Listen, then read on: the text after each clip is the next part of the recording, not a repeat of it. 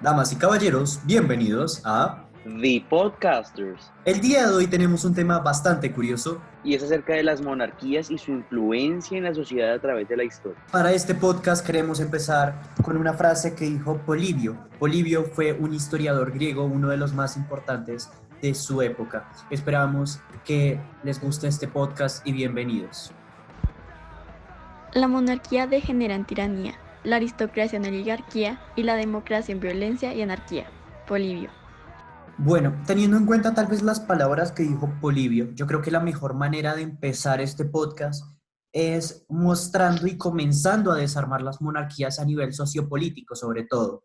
Eh, Podemos ver diferentes reyes en nuestra actualidad, pero son reyes que la mayoría ya no tienen un poder político como se les tenía antes, pero hay países como Arabia Saudita, por ejemplo, que todavía tienen monarquías autoritarias, estas monarquías que toman las decisiones de lo que pasa en el pueblo.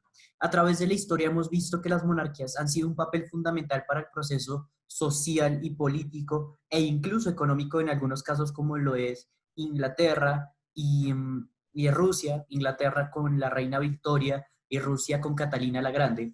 Entonces, yo te quiero preguntar, para ti, ¿cuál crees que ha sido como el mayor avance social que han traído las monarquías y si avance social es bueno o es malo?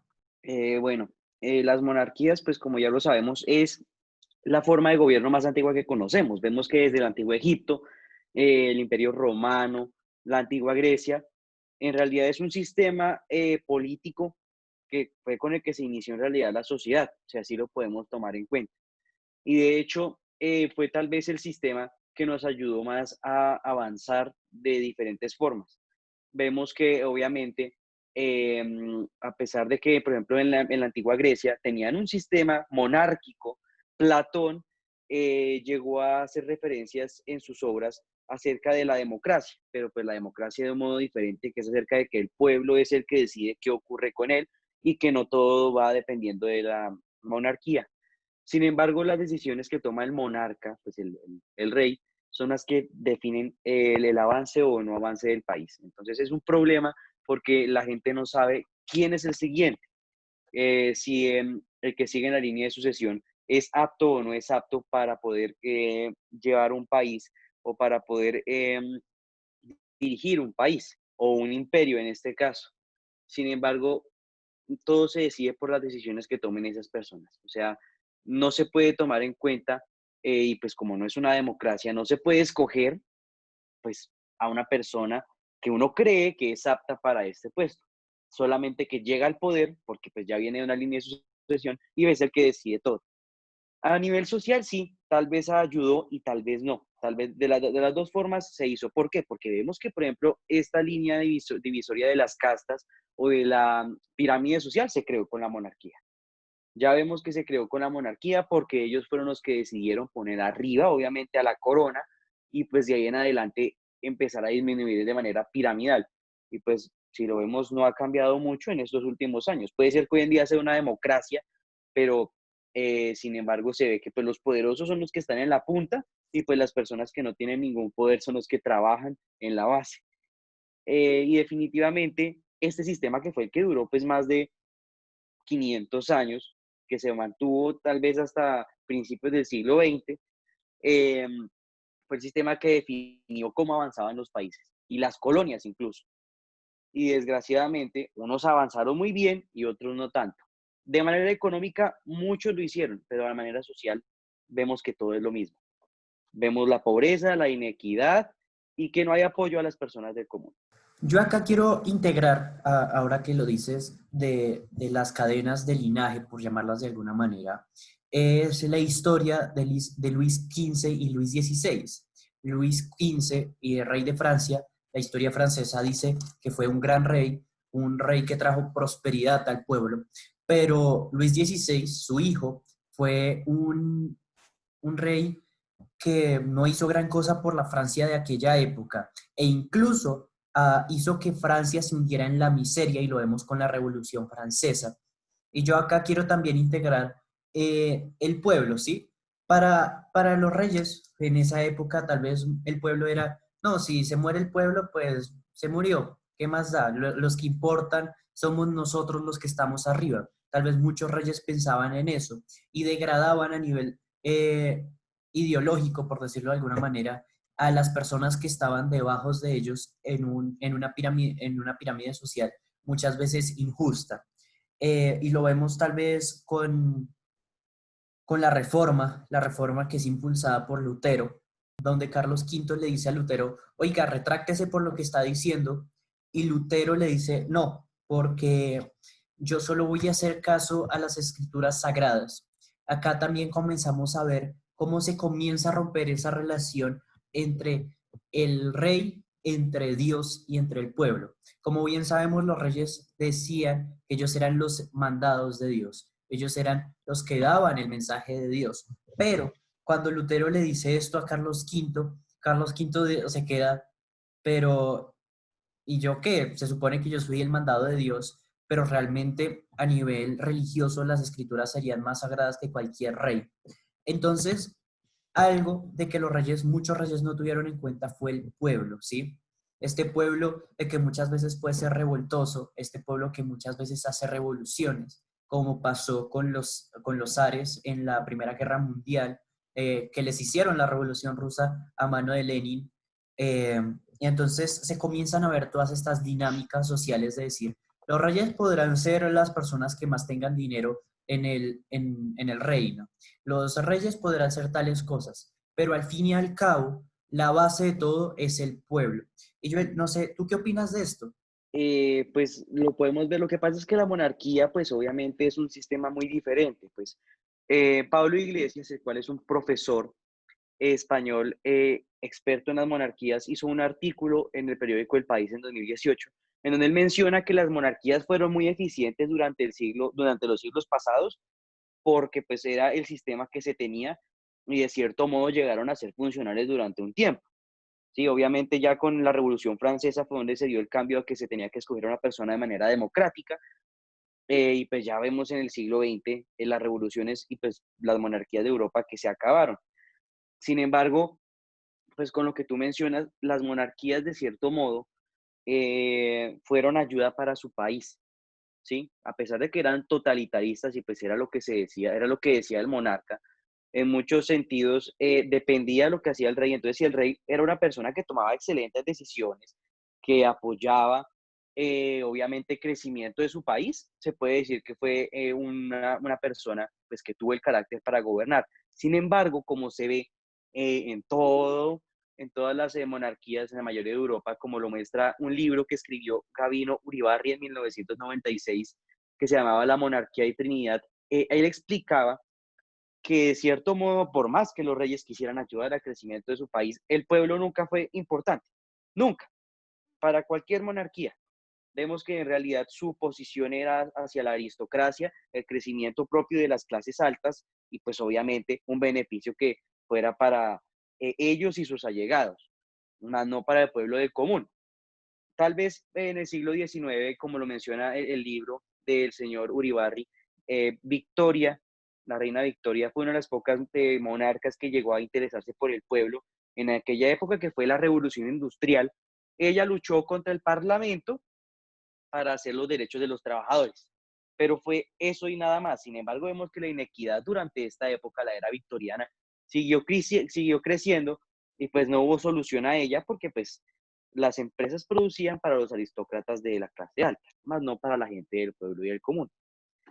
Y desgraciadamente vemos que las monarquías se fijan en solo eso, porque al no ser escogidas por un pueblo, los monarcas no tienen esa conciencia de que el pueblo es el que en realidad importa, más allá de los otros sentidos de un país o de un imperio. Ya al siglo XX vemos que eso cambia, porque obviamente la gente ya estaba descontenta. Ya la Revolución Francesa, digamos que fue el punto de quiebre. Durante el siglo XIX fueron muchas las monarquías de Europa, aparte de Francia, continuaron con normalidad hasta el siglo XX, que fue con la Revolución Rusa, que la gente dijo, bueno, y entonces aquí, ¿qué vamos a hacer? O seguimos bajo el yugo de esta gente, o hacemos que esta gente nos tome en cuenta, o se acabó la monarquía y hacemos una democracia. Y fue en ese punto donde cambiaron las monarquías, donde se tuvieron que desdoblar y, mejor dicho, reinventarse de nuevo para hacer sentir al pueblo de que eran importantes. Yo creo que te faltó mencionar también una etapa importante, que son las batallas napoleónicas, cuando Napoleón Bonaparte se toma el poder francés y comienza a atacar diferentes monarquías. Se dice que los burgueses españoles, por ejemplo, comienzan durante la etapa de Napoleón gobernando España. Los españoles, sobre todo los burgueses, comienzan a pensar y comienzan a traer elementos de la ilustración en contra de Napoleón. Cuando Napoleón muere, cuando todo el imperio que montó Napoleón se acaba y llega otra vez el rey, los burgueses dicen, nosotros tenemos que comenzar a cambiar nuestro sistema, esto no se puede quedar como una monarquía absoluta, pero el rey les dice, no, eso no se puede y los manda a echar de España. Pero después, con la muerte del rey, ahí sí comienzan a llegar diferentes movimientos burgueses con grandes relaciones a la literatura y el arte, a decir, nosotros también tenemos el derecho de escoger quién nos va a mandar, tomando ideas desde el renacentismo hasta la ilustración, porque al fin y al cabo tenemos que tener en cuenta el humanismo, tenemos que tener en cuenta el poder natural que tienen las personas según Thomas Hobbes y diferentes dinámicas sociales que se deben crear. También tenemos que mirar que muchos reyes no fueron los mejores reyes del mundo, por decirlo de alguna manera. No fueron grandes personas, como por ejemplo Fernando VII, que pudo haber tenido algunas buenas cosas, pero un gran ejemplo de que en cierta manera solo le gustaba ver sufrir a la gente era cuando mandó a cambiar la forma de ejecutar la pena capital de la horca a el garrote vil. El garrote vil era un mecanismo para aplicar la pena de muerte, donde se ataba el condenado a una silla y se ajustaba como una placa en el cuello, un collar, y ese collar se iba apretando hasta que se rompía el cuello del condenado. Muchas veces, según lo relatan algunos investigadores, los condenados no se morían porque se les rompiera el cuello, sino por asfixia. Entonces era una tortura. También podemos ver diferentes acontecimientos en la historia que causan los reyes, como Enrique VIII, cuando crea la iglesia anglicana. Esta iglesia que crea para poder divorciarse. Y acá yo creo que los reyes son algo bastante importante, reyes y reinas, obviamente, porque debemos recordar que no todo ha sido hombres, sino también mujeres. Eh, los reyes hacen que cosas como en nuestra actualidad sucedan. Por ejemplo, que la reina Isabel ahora no esté ligada a la iglesia católica, sino esté ligada a la iglesia anglicana. Porque imaginemos, en un caso hipotético donde Enrique VIII no haya creado la iglesia anglicana, sí, y pues hubieran seguido con la iglesia católica, entonces Isabel segunda estaría todavía con la iglesia católica y las movidas a nivel religioso en Inglaterra serían muy diferentes en este caso. Por otra parte, también encontramos que los reyes estuvieron muy ligados a la religión. Muchos reyes seguían órdenes del Papa. Lo vemos en la conquista española, sobre todo en América, donde los reyes buscaron el permiso del Papa y acá hacen masacres con el nombre de ir por la fe, con el nombre de que estas masacres la defienden la fe. Y entonces yo te quiero hacer una pregunta y es, los reyes, muchos habrán sido buenos, muchos habrán sido malos, pero en nuestra historia actual, ¿cómo deberían ser vistos según tú? Bueno, según yo y basándome en el artículo que escribió Pablo Iglesias, él menciona que hoy en día las monarquías es un símbolo de nacionalismo, nada más. ¿Por qué? Porque ya no tienen un rol político. Ya. A partir del siglo XX, después de la Primera Guerra Mundial, que fue donde se acabaron la mayoría de las monarquías, vemos que cae Alemania, vemos que cae el Imperio Austrohúngaro, vemos que cae Rusia, vemos que cae Italia, eh, debido a que, bueno, en Rusia la Revolución Francesa, en la Revolución Rusa, En los otros países ya mencionados, por la guerra, simplemente el poder que acabó con estos países generó que tuviera que salirse definitivamente de la monarquía y implementar un gobierno el cual fuera elegido por el pueblo. Sin embargo, hay que tener en cuenta que los factores que ocurren durante la época es lo que definitivamente cambia a las monarquías. Vemos, por ejemplo, Inglaterra es una monarquía constitucional. Se refiere a que el pueblo tiene la oportunidad de elegir de manera democrática a un representante en el Parlamento, el primer ministro. ¿Qué hace el representante en el Parlamento? Básicamente es como un presidente. ¿Por qué? La reina Isabel es un referente simbólico. Simbólico. Como lo mencionaba el señor Iglesias, él mencionaba, por ejemplo, que Juan Carlos I, el, eh, el que fue rey de España, y el actual Felipe VI, son en realidad simbólicos de su país. Y la gente los admite porque es nacionalismo, ¿sí? Es un referente a lo que significa su patria y a lo que fue el imperio durante la época de grandeza, que puede ser a partir del siglo XIV pues hasta el siglo XX, si así lo podemos llamar. Sin embargo, ya no tienen ningún poder. En países pequeños sí. Lo podemos ver, por ejemplo, en Mónaco. Bueno, es que Mónaco es un país muy pequeño. Vemos que es un país que para poder político y económico no es muy grande a nivel mundial, ¿sí? Y pues obviamente pues tiene una monarquía la cual sí puede ser absolutista aún, porque son países pequeños, manejan poca población, eh, y pues no es necesario que el pueblo requiera de escoger a una parte democrática. Sin embargo, por ejemplo, en los países nórdicos son un punto especial porque ellos no han acabado con la monarquía porque ellos nunca han tenido problemas. Nunca, nunca. Porque es buen manejo, simplemente. Las monarquías han tenido buen manejo, aparte de que no han sido absolutistas, sino han tenido mucho en cuenta en la participación del pueblo, en los casos de los países nórdicos. Y las reformas políticas que han hecho han sido de muy, muy, muy buenas para su población, para generar menos desigualdad, aumentar la riqueza del país y el poder, pues que es lo que más premia. Sin embargo, en otros países como por ejemplo en Arabia, que es importante, me parece muy importante recalcarlos, que todavía tienen una monarquía absolutista porque está muy arraigada todavía a su religión, el Islam.